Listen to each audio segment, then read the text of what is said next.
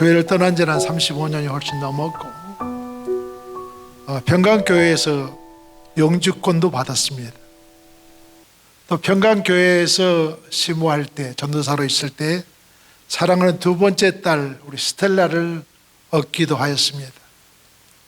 그리고 나서 목사 안수 받기 전에 평강교회를 떠나서 개척을 했고 LA에서 또 뉴욕에서 그리고 다시 LA에서 목회를 하다가 얼마 전에 이제 은퇴할 나이가 돼서 은퇴하고 지금은 편안히 집에서 쉬고 나크라 센터에 있는 안디옥 교회의 협동 목사로 수년간 봉사를 하고 있습니다. 제가 평강교회 하면은 정말 저의 모 교회와 같고, 정말 제가 처음에 영주권 받을 때 여기서 불법 체류자라고 그러나요? 신분 미비자라고 그러나요? 한국에 나가서 대사관에 가서 바로 리젝이 됐어요. 그래서 그때 돌아서는 발걸음을 광화문 지하도를 내려가는데 지하도를 어떻게 내려갔는지도 모르고 시청 앞쪽으로 가가지고 분당 쪽으로 가야 되는데 어떻게 분당으로 가야 되는지를 모를 정도로 아득해지더라고요. 그리고 이제 분당 저희 천안 목사님 교회에 돌아와서 LA에 있는 우리 이상기 목사님한테 전화를 드렸죠. 목사님, 저 영주권 디나이 됐습니다. 그래서 서류가 더 필요하다고 그러는데 서류를 좀 보내주셔야 되겠습니다. 그랬더니 그날 화요일 날 전화하고 제가 목요일 날 서류를 받았어요. 수목 이틀밖에 아니잖아요. 목사님 전화 받자마자 김십철 장로님하고 교회 사진첩 뒤져가지고 제가 나왔던 사진들, 제 이름이 등재되었던 주보들 여러 가지를 많이 찾으셔가지고 교회 예산 그리고 교회 재정 그런 상황을 은행에서 끊어가지고 그걸 보내주셔서 목요일 날 제가 석달로 그걸 받았죠. 받고 나서 금요일 날 접수를 해서 그 다음 화요일 날 제 인터뷰를 하고 제 인터뷰하는 날 아침 5시부터 그 광화문에 있는 미국 대사관 앞에서 기다리고 있다가 오후 4시에 마치는데 4시까지 제 이름을 안 불러요. 얼마나 가슴이 조이고 두근두근하고 앉아있는데 4시 바로 문 닫기 전에 창구에서 하나가 문을 쭉 열면서 배인치 씨하고 부르더라고요. 그래 갔더니 뭐 이것저것 묻지도 않고 그 밑으로 이렇게 쭉 뭐라는 내밀어 주더라고요. 그게 영주권 번호 찍힌 거, 그다음에 서류들을 일체를 내어줘서 그것을 가지고 다시 미국에 돌아와서 그리고 나서 한 40년 동안을 열심히 주의 교회를 섬기면서 봉사하며 오늘까지 잘 살았습니다. 그리고 제가 평강교회 하면 평강교회에서 정말 이러지도 저러지도 못한 어려운 일을 한번 당한 적이 있어요. 우리 이상기 목사님 한국에 방문하신다고 갑자기 가시면서 금요일 날 저녁인가 저에게 말씀을 하시기를 이번 주 주보 만들어라 그러시더라고. 그때는 타이프라이터로 주보를 칠 때인데 제가 전도사 된 지 얼마 안 됐고 타이프라이터를 한 번도 쳐본 적이 없었어요. 옛날에는 가리방이라는 거 있지 않습니까? 철필로 글씨 써가지고 이렇게 등사기 그것은 해봤지만 타이프라이터를 한 번도 사용해 본 적이 없는데 저한테 주보를 만들어라고 가버리셨단 말이에요. 금요일날 금요기도회 끝나고 나가지고 그때부터 주보를 밤새는데 주보를 못 만들었어요. 토요일날 아침에 출근하고 일하고 다시 교회로 돌아가지고 교회에서 또 타이프라이터를 치는데 그 이쪽 걸 눌리면 밑에 것이 그냥 그 아가 뭐 애가 되고 하는데 그게 안 되는 거예요. 아무리 해도. 토요일날 하여간 오후 내내 하다 새벽 될 때까지 주보를 못 만들었습니다. 그러니 얼마나 애 같아요. 그래야 안 되겠다. 방법이 없다. 글씨로 쓰자. 그래서 주보고 원본 종이에 주보지 있지 않습니까? 거기다가 한자 글을 쓰는데 쓰고 나면 철자가 틀리고 쓰고 나면 뭐가 하나 빠졌고 또 쓰고 또 쓰고 또 써가지고 주일날 새벽까지 해가지고 완성을 하고 복사를 해놓고 집에 돌아가서 그 다음 주일날 예배를 드렸던 그 기억. 그것이 저에게는 참 어려움이었지만 그것이 저에게는 큰 경험이 되어졌습니다. 그래서 그 다음 주에 타이프라이터를 사고, 그리고 얼마 되지 않아 가지고 이제 컴퓨터 시대가 됐지 않았습니까? 그래서 컴퓨터를 사용을 하고, 그래서 오늘까지 주어진 일을 잘 감당했던 것이 평강교회만 생각하면 그 생각이 늘 머리에 떠오릅니다. 누구나 어려움이 다 있습니다. 누구나 힘든 일이 다 있고요. 그러나 그것을 어떻게 받아 넘기느냐에 따라서 그것을 통해서 하나님께서는 우리와 함께 하시고 우리를 하나님의 사람으로, 주의 사람으로 거듭나게 하시고 사용하시는 줄 믿습니다. 지난 주간이 구정이죠. 지난 주간이 구정인데 처음에 80년대, 90년대에는 한국 분들이 구정들을 많이 세우시더라고요. 여기 와서도. 근데 요즘은 구정이 언젠지도 잘 모르는데 달력을 보니 빨간 글씨로 3개가 찍혀져 있더라고요. 그런데 첫날 월요일 날이 프레지던트 데이잖아요. 그래서 제 생각에는 프레지던트 데이가 겹쳐가지고, 전에는 링컨 볼스데이, 무슨 볼스데이, 프레지던트 데이 해가지고 겹쳐가지고 3일 동안 연휴로 빨간 글씨가 되어져 있나 보다 그렇게 하고 넘어갔는데, 그런데 오후에 집사람이 떡국 안 먹어요 그러더라고요. 아, 떡국을 왜 먹냐고 2월 달에 그랬더니 내일이 구정이라는 거예요. 그래서 아차 싶어가지고 부지런히 마켓 가서 떡국 사다가 그리고 국을 끓여가지고 떡국을 잘 먹었습니다. 어찌 보면 구정으로 볼 때는 이번 주가 새해 첫 주가 되어지네요. 올 한 해 우리 하나님의 크신 은혜와 은총이 우리 사랑하는 평강교회 온 성도님들 가정과 심령 위에 함께 하시기를 먼저 주의 이름으로 축원을 드립니다. 이번 구정에 결심한 건 아닙니다. 지난 1월 1일 날 성구영신 예배를 마치고 돌아와서 올해는 성경을 좀 많이 읽어야 되겠다. 제가 성경을 제일 많이 읽을 때가 처음에 교회를 개척하고 나서 성경을 제일 많이 읽었던 것 같아요. 교회를 개척하고 나니까 제일 걱정되어지는 게 하나 있는데, 제가 음치라 찬송을 잘 못 불러요. 그 찬송가 1장부터 쭉 돌려보니까 제가 반주 없이 혼자 부를 수 있는 찬송이 3분의 1밖에 안 돼요. 반주를 하고 따라 부르는 것도 한 3분의 1 되겠더라고요.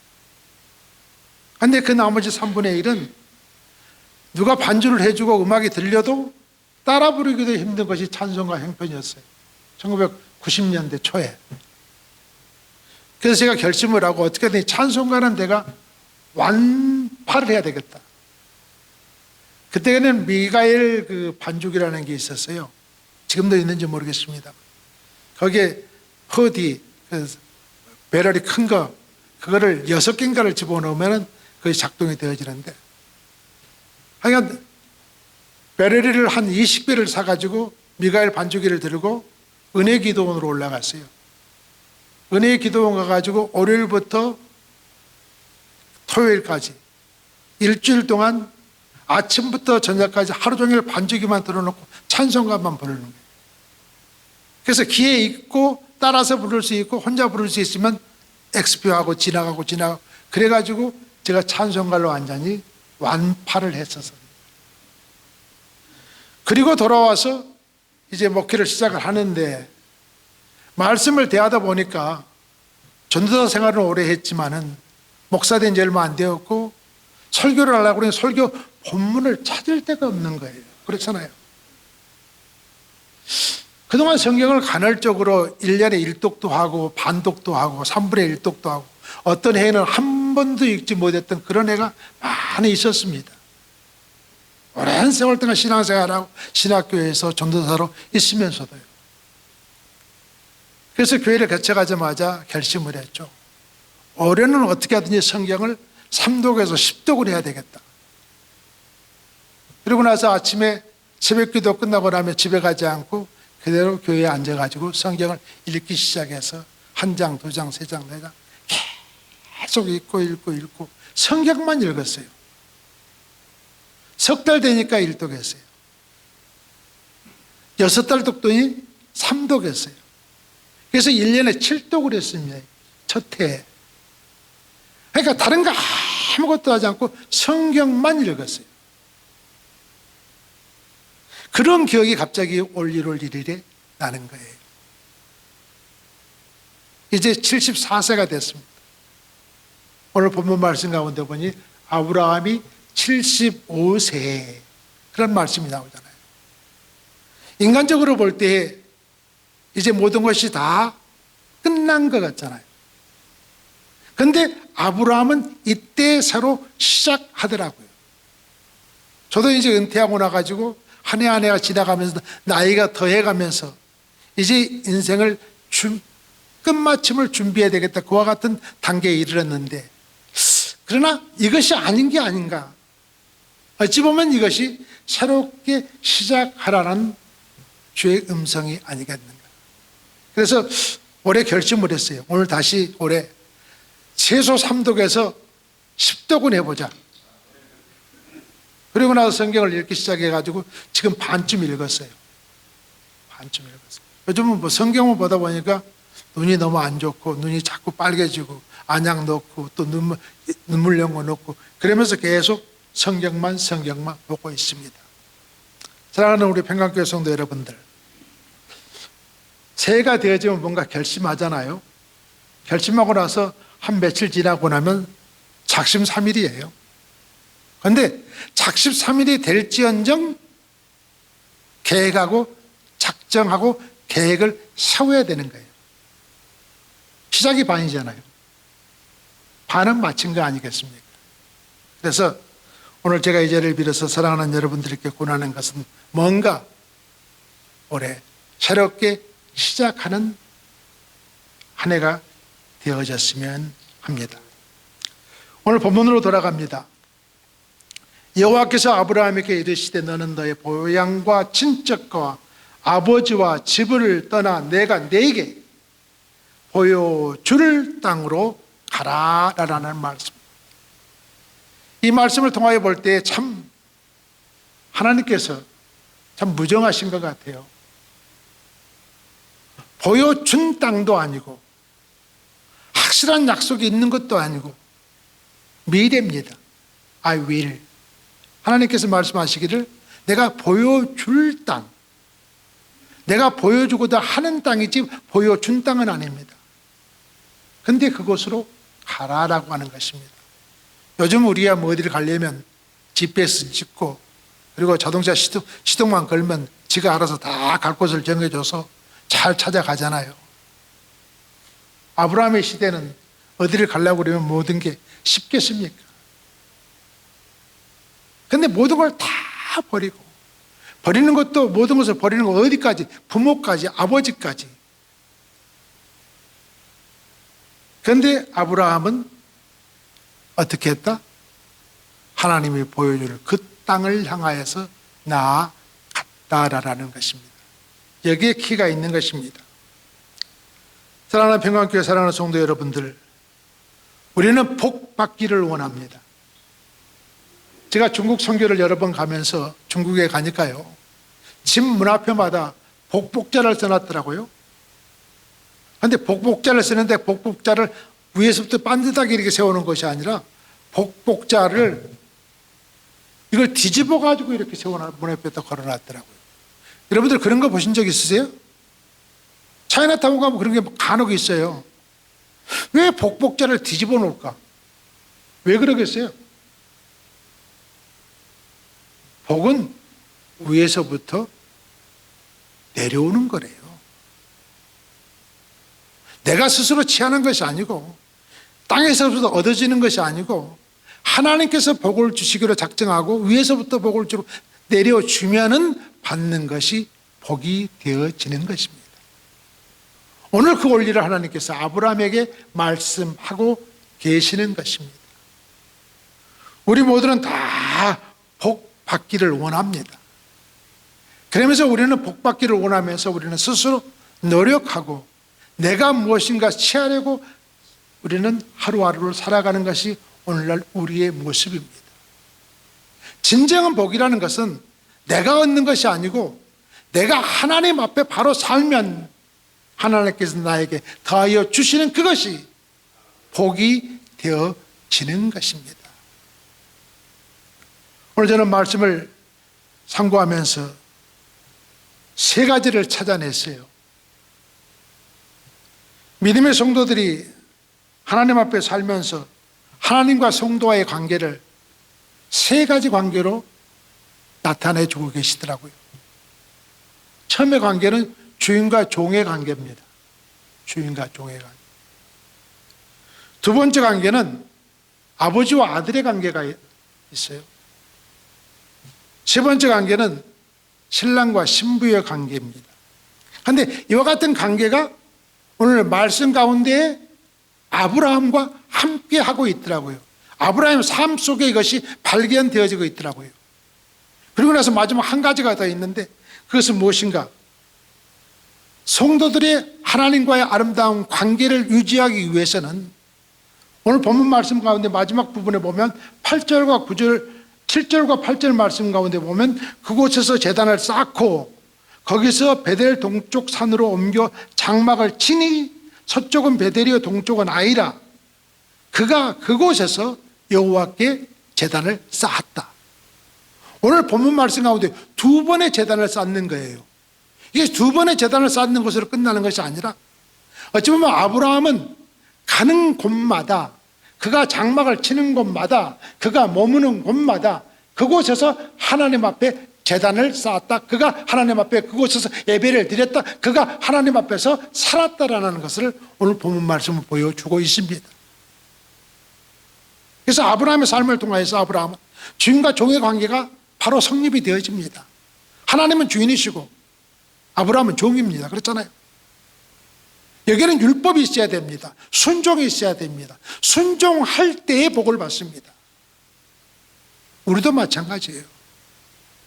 하나님과 우리와의 관계는 어찌 보면 주인과 종의 관계입니다. 율법이 무엇입니까? 말씀입니다. 말씀을 우리에게 주실 때에는 이걸 적당히 읽고 너희의 생활에 편리하게 적용하라고 주시는 것이 아니라 말씀대로 살라라고 우리에게 주시는 것이 66권의 말씀입니다. 구약이 몇 권이에요? 3구. 신약이 몇 권이에요? 그러면 두 개 다 합치면 66권의 말씀. 창세기 1장부터 요한계시록 마지막 장까지 전체 몇 장인지 아시겠어요? 아시는 분 계세요? 네? 그러니까 창세기 1장부터 요한계시록 마지막 장까지 1189장이 됩니다. 그래서 매달 100장씩 읽으면 12달이니까 1200장을 읽잖아요. 그런데 1189장이니까 중간에 조금 피곤한 날에 조금 덜 읽히더라도 하루에 석 장, 주일에 5장을 읽으면 1189장을 읽을 수가 있습니다. 이 말씀을 우리에게 주시는 것은 이 말씀을 읽고 그대로 행하라고 우리에게 주시는 것이 말씀입니다. 세상 많은 사람들은 성경을 많이들 인용들도 하더라고요. 인용하는 것은 마치는 것이 아니라 이것이 바로 우리의 믿음의 근본이 되어지고 이 믿음의 근본 되어지는 것을 우리의 생활 속에 나타내는 것이 신앙입니다. 신앙이라는 것은 믿음은 내가 받는 것이고요. 신앙이라는 것은 내가 받은 그것을 나타내 증명하는 것이 신앙입니다. 그래서 아브라함은 하나님께서 그에게 나타나셔서 모든 것을 버리고 떠나가라, 내가 보여줄 땅으로 가라 할 때에 하나님의 그 말씀을 그대로 생활 속에 적용하고 그의 발을 옮겼다라는 것입니다. 그러니까 우리가 말씀 가운데 뭔가 읽고 묵상을 하다가 테이블 토크를 하다가 뭔가 깨달은 것이 있으면 깨달은 그것을 깨달음으로 끝나는 것이 아니라 생활 속에 적용해서 나타내 증거할 때, 보여줄 때에 이것이 바로 아브라함의 복의 근원이 된 신앙의 삶을 사는 것입니다. 저는 아침에 1시간, 저녁에 1시간, 2시간을 매일 걷습니다. 그런데 저희가 사는 지역은 홈레스들이 참 많아요. 홈레스들이 많다 보니까 여름에는 저녁을 먹고 걸어도 어둡지가 않으니까 괜찮았는데 겨울에는 6시, 5시만 넘어도 어두워지잖아요. 겁이 나는 거예요. 걸을래도. 그래서 처음에는 호주머니에다 칼이라도 하나 넣어갈까? 지팡이라도 들고 갈까? 불안하니까.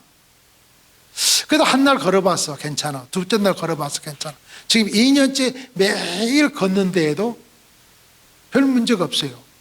근데 가다 보면 꼭 홈레스들이 여기저기에서 맥도날드 앞에서 또 이쪽에 가스스테이션 옆에서 자꾸 뭘 요구하고 돈을 달라, 뭘 달라 하는 거예요.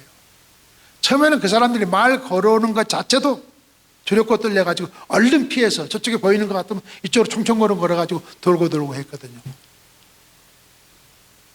그런데 어느 주일날 어느 장로님이 대표 기도를 하시면서 한국을 위해서 기도하고 미국을 위해서 기도하고 그냥 온 세계를 다 돌면서 기도하고 마지막 미국에서 홈레스들을 위해서 기도하면서 홈레스들에게 사랑을 나눌 수 있는 그와 같은 마음을 갖게 해달라고 기도를 하시더라고요.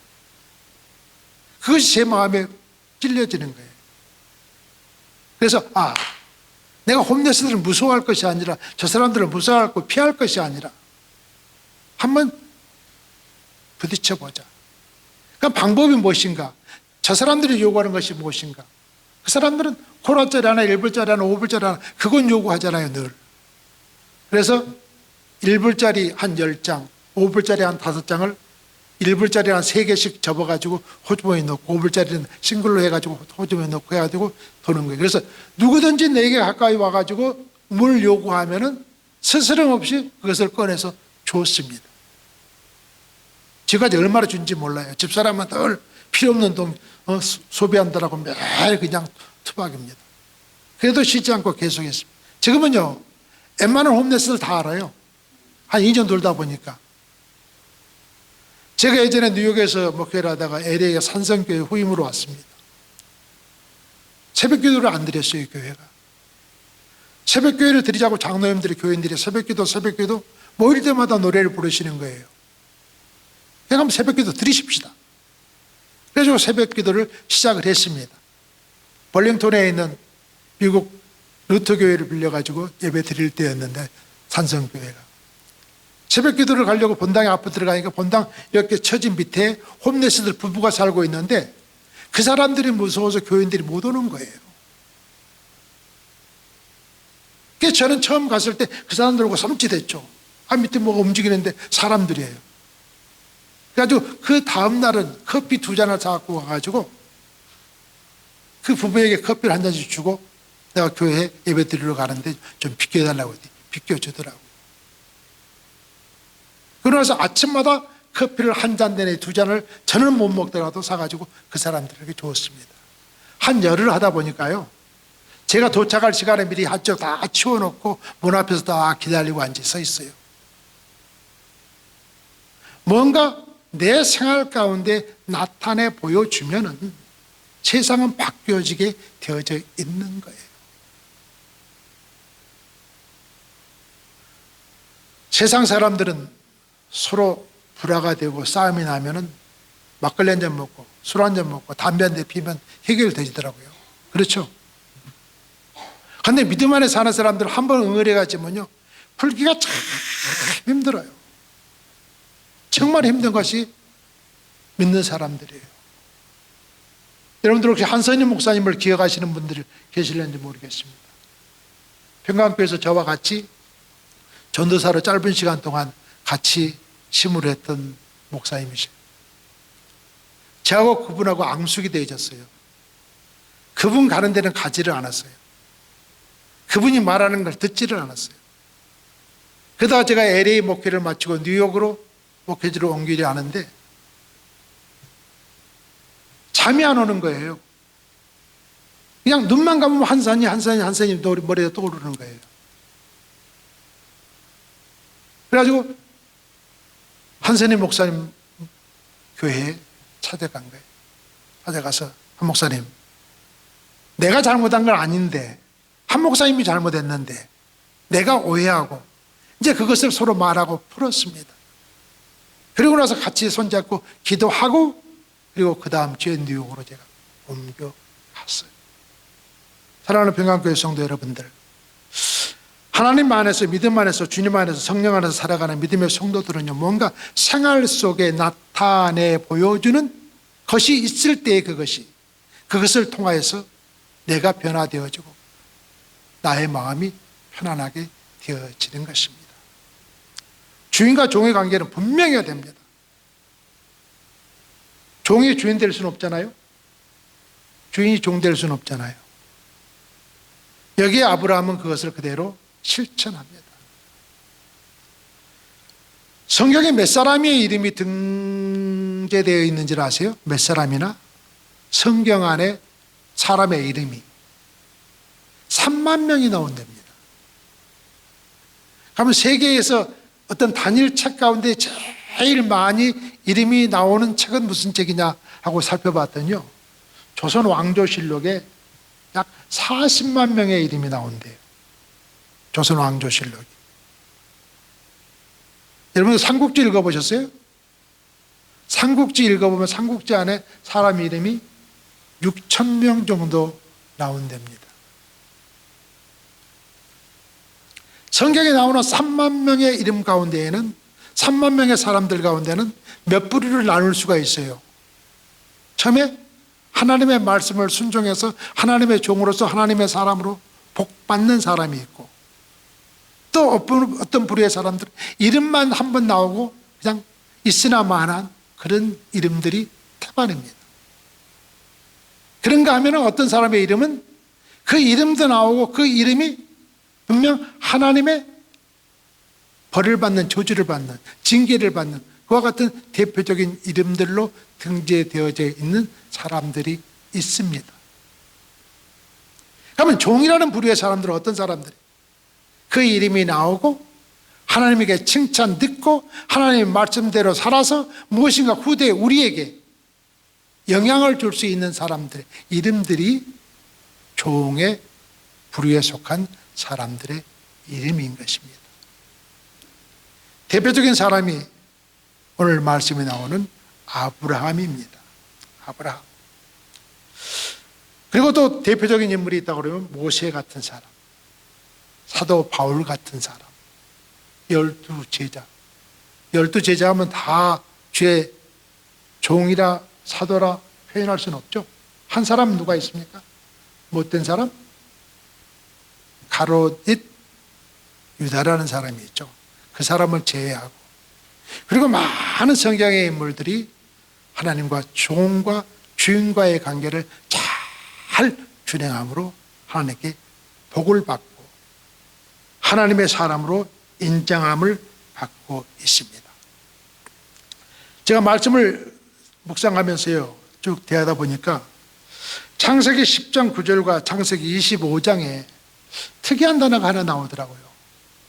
특이한 단어가 뭐냐면 사냥꾼이라는 단어예요. 사냥꾼.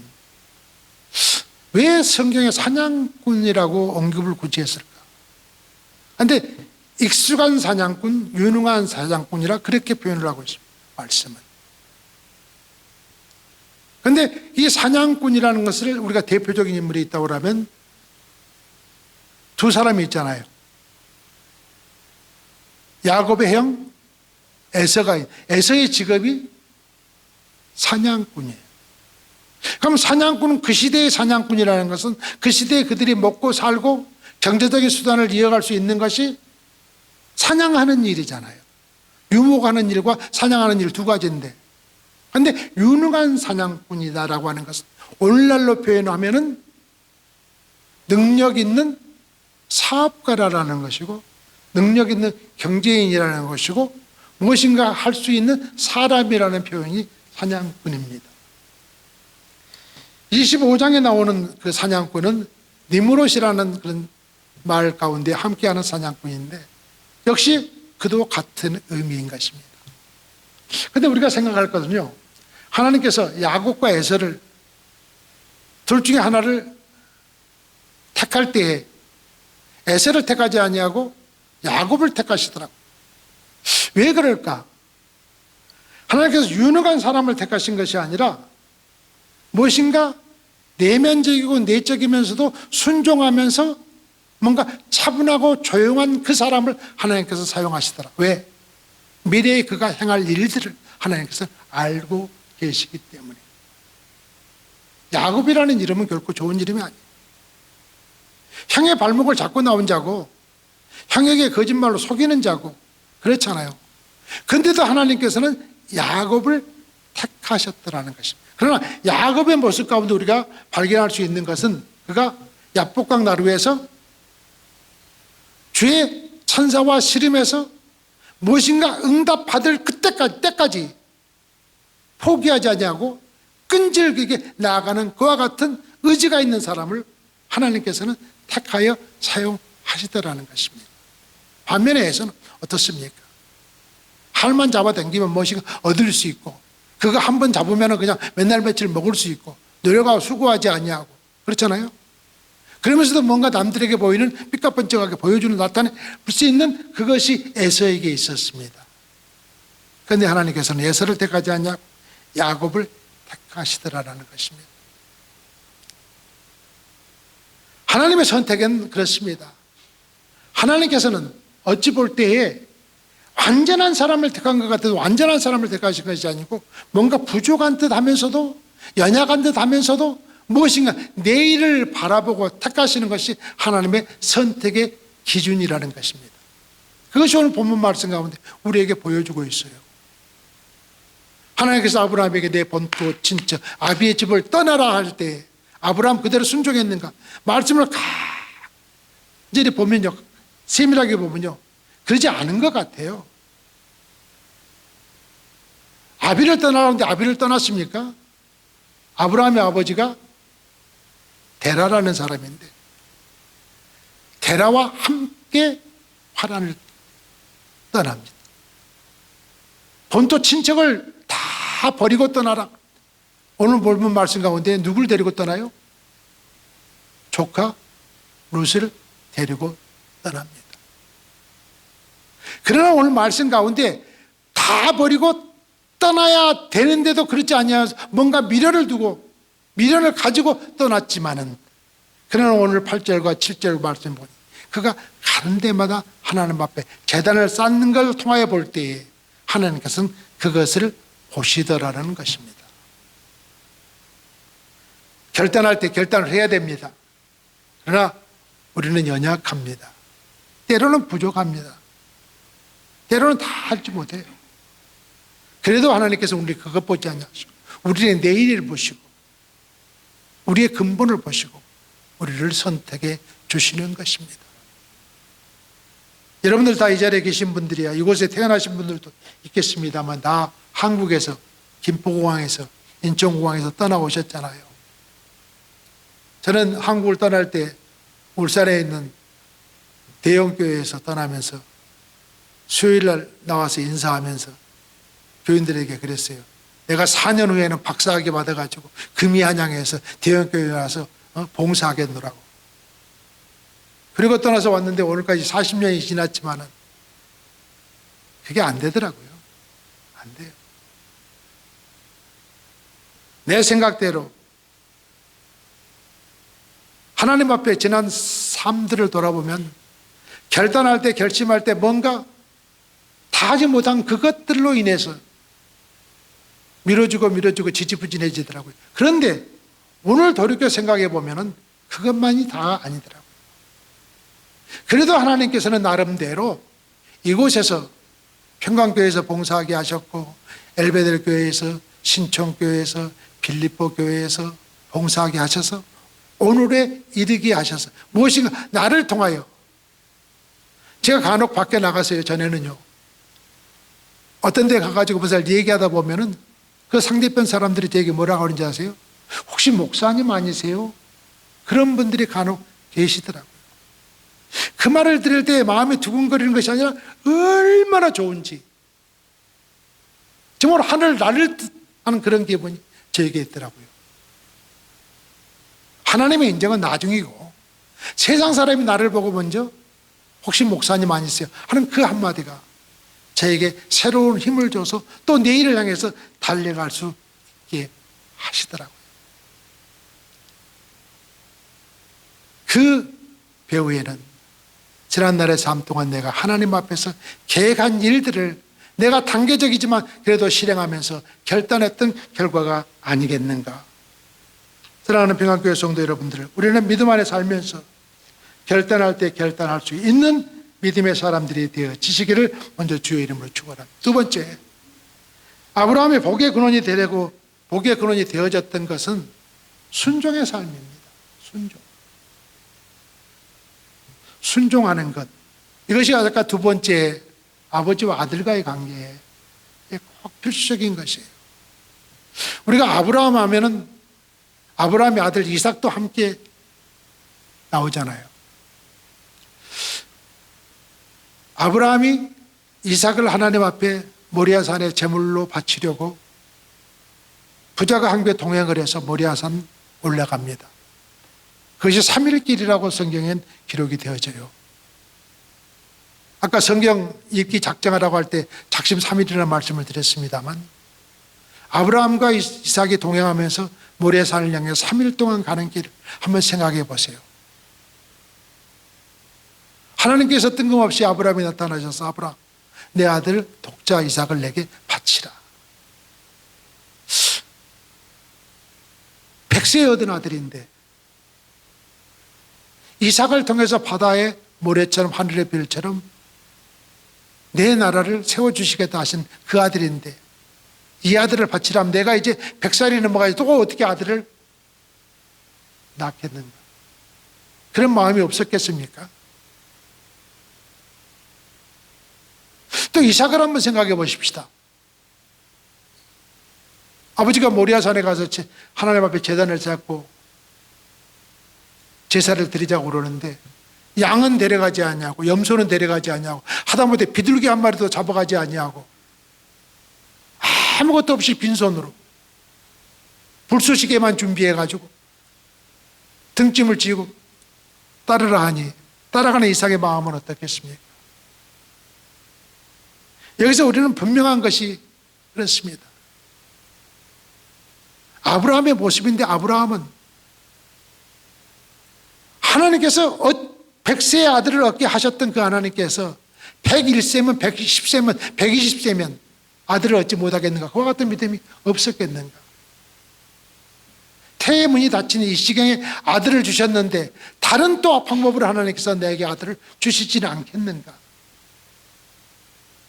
그래서 아브라함은 두말하지 아니하고 이삭과 함께 모리아산으로 올라가. 마지막에 이삭이 아버지에게 묻지 않습니까? 아버지여, 불도 있고 뭐도 있고 다 있는데 하나님께 드린 재물은 어디에 있습니까? 그때 아브라함의 대답이 아주 명언입니다. 하나님께서 준비해 주실 것이다. 여기서 바로 아브라함의 참 모습이, 순종하는 모습이 나오는 것입니다.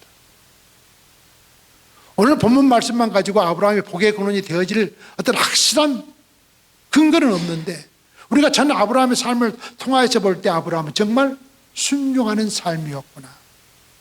우리의 모습도 그래요. 한 부분만 띄워놓고 볼 때 우리의 모습이 하나님 앞에 온전히 순종하는 모습이 아닐지라도 어제와 오늘과 내일의 모든 삶을 통해서 우리가 하나님 앞에 순종하는 삶을 살아가면 하나님께서 그 모습을 아시고 우리에게 복이 되어지게 하여 주시는 것입니다. 하나님께서 원하시는 건 순종입니다. 그런데 이 순종하는 데에는 세 번째 것이 나오는데 의지가 있어야 돼요. 의지가. 이 의지라는 것은 야고보서에 보면 믿음에 대한 말씀 나오잖아요. 헐벗은 형제에게 덮게 하라. 배고픈 형제에게 배고픈 데 뭔가 먹으라. 이것이 과연 진정한 신앙의 모습이겠는가? 아니잖아요. 믿음의 행위가 없으면 이것은 어떠한 믿음이다? 죽은 믿음이라고 그러잖아요. 하나님의 말씀을 듣고 아브라함이 순종하고자 결심을 했으면 여기서 나타내는 의지가, 표현이, 증거들이 있어야 되지 않겠는가. 이럴 때에 바로 아브라함의 복의 근원이 되어지는 것입니다. 하나님께서 아브라함이 75세에 하란을 떠났고 그가 가나안 땅에 정착을 했고, 그런데 하나님께서 내가 이제야 내게 순종하는지를 알겠다라고 선언하신 것은 100세가 지난 다음입니다. 100세가 지난 다음 30년의 긴 세월 동안 그는 그의 모든 삶을 통해서 하나님 앞에 그의 삶을 내보여 드렸던 것입니다. 우리 평강교회 오면 우리 하은자 권사님, 김은혁 권사님, 또 우리 최장로님, 그리고 목사님이야 당연한 거고, 제가 예전에 섬겼을 때 함께 계시던 분들입니다. 그동안 이 교회를 통해서 많은 분들을 알았고, 이 교회를 통해서 많은 분들과 또 헤어졌습니다. 그런데 오늘 와서 보니 네 분이 남아있는 네 분의 모습이 다 한결같이 신앙 안에서, 믿음 안에서 흔들림 없이 살아가시는 그 모습을 보니 제 마음이 너무나 편하고 좋습니다. 저 또한 이분들을 대할 때 내가 세상 사람으로, 못된 사람으로 보여지는 것이 아니라 주의 종의 모습으로 나타내 보여줄 수 있으니 얼마나 편하고 좋은지 모르겠습니다. 끈기가 있어야 됩니다. 의지가 있어야 됩니다. 변하지 않아야 되어지는 것입니다. 이것이 바로 믿음의 사람들의 덕목이 아니겠는가. 말씀을 마치려 합니다. 마지막으로 이와 같은 모든 관계들이요, 하나님 앞에 온전하게 실행되어지려면 오늘 7절과 8절 말씀 가운데 그곳에서 제단을 쌓고 그곳에서 여호와 앞에 제물을 드렸더라, 이 마지막 말씀의 부분인 것입니다. 교회라고 하는 것은 신앙의 고백을 하는 사람들이 함께 모여 공동생활을 하는 것이 교회입니다. 그렇잖아요? 교회를 다른 말로 성경에 구약에 보면 성소, 성막, 회막, 그렇게 표현도 되어져 있어요. 이것은 뭐냐 하면은 하나님이 거하시는 곳, 하나님이 머무시는 곳, 하나님을 만날 수 있는 곳, 이런 의미입니다. 오늘날 교회는 것은 신앙의 고백이거든요. 건물의 외형적인 건물이 아니라 신앙의 고백 속에 함께 하는 사람들끼리 나누고 교제하는 데에 여기에 기가 있는 것입니다. 평강교회 제가 언제부터 처음 나갔나 하면은 알바라도하고 보링턴인가요? 그 언덕 밑에 침례교회에서 예배 드릴 때 1983년도 그때 제가 처음 갔었어요. 그래서 요코보로 받으러 교회를 구입해서 이전했을 때 그곳에 있다가 이제 그곳에서 이제 이곳으로 오시잖아요. 그러니까 저는 세 곳 다 가봤네요. 그런데 81년도에 그 파악에서 예배 드릴 때는 제가 그때 미국 오기 전이라서 참석을 못했었습니다. 81년도 8월 4일인가 4월 8일인가 첫 예배를 1월 예배 드릴 때는 제가 그때 아직 미국에 도착을 못해서 그때는 예배에 참석을 못했는데, 그 다음부터는 제가 세 곳 다 예배를 참석하고 또 함께 할 수 있어서 너무나 좋습니다. 재단 중심적인 생활, 재단 중심적인 생활. 평안교회 성도들은 재단 중심적인 생활을 했으면 좋겠습니다. 제가 지난달에 이곳에 왔을 때 그 송 목사님 광고하시면서 토크 테이블, 저는 토크 테이블이라는 거 한번 참석 안 해봤습니다. 예전에는 커피 브레이크라고 했거든요. 그래가지고 오렌지 카운티에 있는 이영숙 집사님인가 이병숙 집사님인가 그 집사님이 그 주최를 해가지고 제가 참석을 오래 했었고, 또 저희 교회에서도 그것을 접목을 해가지고 오랜 세월 동안 커피 부력을 했던 것이 있습니다. 교회는요, 신앙의 공동체를 이뤘으면 신앙의 같은 고백을 하는 사람들이 모여가지고 함께 나누는 것이 있어야 되어지는 것입니다. 저는 예전부터 그리고 지금도 계속해서 주일날 교회 갈 때 빈손으로 가지 않아요. 오늘 평강교회는 제가 빈손으로 왔었습니다만, 제가 오랜 세월 동안 그 제과점에 어떤 분들과 알아가지고 이번 주에 나오는 빵, 카스테라 그런 것을 항상 한 박스씩 두 박스씩 매주 얻는 것이 30년 동안을 제가 계속해서 개척할 때부터 그래가지고 교회들과 함께 먹고, 제가 다운타운 그 야채 도매점에서 제가 일을 오래 했는데 꼭 매주 과일들을 샘플들을 받으면 꼭 그걸 가지고 교회 가서 함께 나누고 먹고, 그래서 배목에서는 항상 가면은 뭔가 손에 있는 것으로 성도들이 알 정도예요. 그러다 보니까 그것이 저만 그런 것이 아니라 그런 분들이 의외로 참 교회에는 많아요.